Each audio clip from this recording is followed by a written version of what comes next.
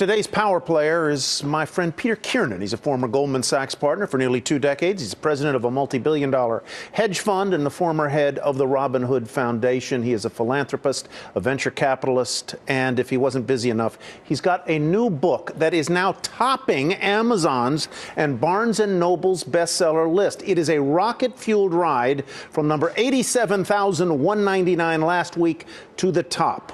First on CNBC, we are pleased to welcome back Peter Kiernan to Power Lunch. The title of the book, Peter, is provocative.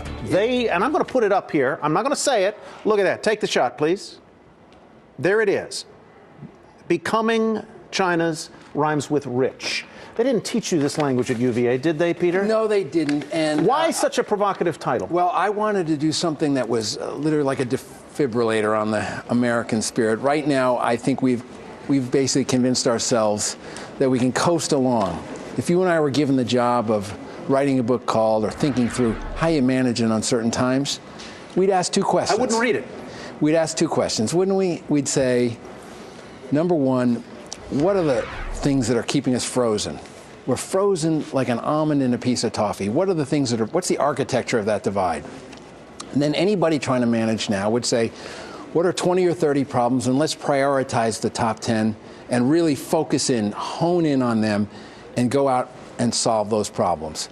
That's what my book is. It's written in those 2 parts. We both consider ourselves very lucky individuals in this country. Spectacularly lucky. We have been very fortunate. You have worked in a world of high finance and hedge funds. And in light of the earlier story that we just ran about the KKR partners making $94 million, I want to read a portion of your book. You say, we've become a frozen tableau of contrast. We are rich with poverty rates at all-time highs. Home ownership is higher here than anywhere in the world, and our homelessness keeps breaking records. Almost 40% of adults and 20% of kids are obese, and more Americans will go without food today than at any other time since the framers.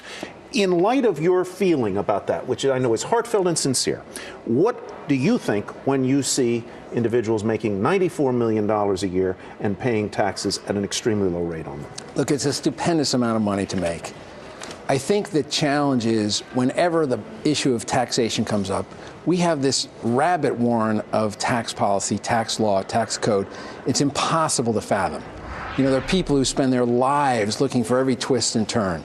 And to the extent that some people enjoy some benefit, it's because there isn't an overall thoughtful approach to taxation.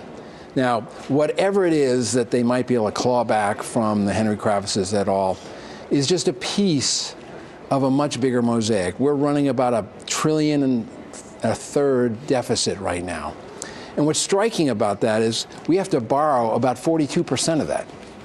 And as you point out, the focus on these little issues, and I put the KKR pay in the category of small issues, right, distracts us. They're beautiful rhetorically. Right. They're marvelous to demagogue, but they distract us from solving the bigger, more intractable problems we face, like dealing with China. The president today, for example, said in his speech to the UAW membership that he was setting up a commission to look at our trade relations globally to make sure they are fair, including China. How does that strike you? Well, it strikes me as a very good start. You know, he signaled this was coming in the State of the Union address, and there have been a lot of people, myself included, that have been very disturbed by the unfair, sort of unlevel playing field.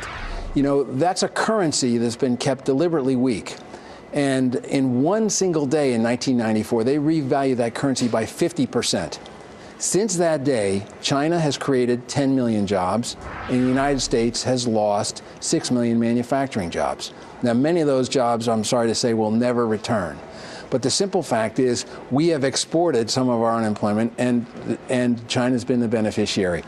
I think we need a broad-gauged relationship with China. I think to take pot shots at one little piece of a broad relationship is dangerous. I want to go to a couple of things. I could spend an hour on you. I highly recommend this book. It is well written. It is very thought-provoking. I want to talk about your self-definition as a radical centrist. I've seen you get very passionate. You are a free enterprise believer. You're also a compassionate guy. You work in the streets of New York. You work for Robin Hood. You've been involved in charter schools. What does a radical centrist like you truly stand for, number one? And number two, do you think that's what America's calling out for today? I think it's absolutely what America is calling out for. The reason I believe that is people have said to me over and over again, I don't really like everything they're saying on the far right. I don't really like everything they're saying at the far left. There are elements of both that make sense. All radical centrist is being a common sense America. We have had a legacy. Our pedigree is we unite and solve our big problems. That's our history. We've done it over and over again. But now we have this architecture of divide we've created that basically drives us to the polls. It used to be easy to be a moderate. Tip O'Neill once said, moderates they're always around when you don't need them. We don't need them now. What's that Ben Franklin quote you have in here about moderates or compromisers? Well, it says, compromisers don't make great heroes, but they make great democracies. Peter, thank you so much for coming by. Good to be with you. Well, you run for office? You thinking not of a it? chance. Not a chance. Not a chance. This is my role. Part of the problem is that people like you don't run for office. No, I Peter. think I have a career that's been spectacular. I spend my life fighting for hunger and people who are sick and homeless. Good luck and with write the books book, when Peter. I get a chance. There's the book. Look at it one more time there. There you go. There's the title. Take a look. Peter Kiernan, thanks.